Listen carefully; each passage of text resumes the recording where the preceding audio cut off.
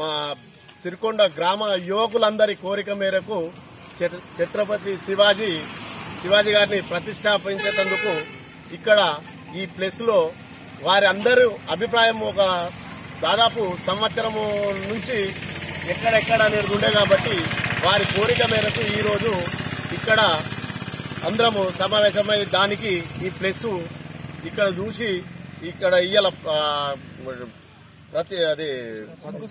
శంకుస్థాపన చేయడం జరిగింది.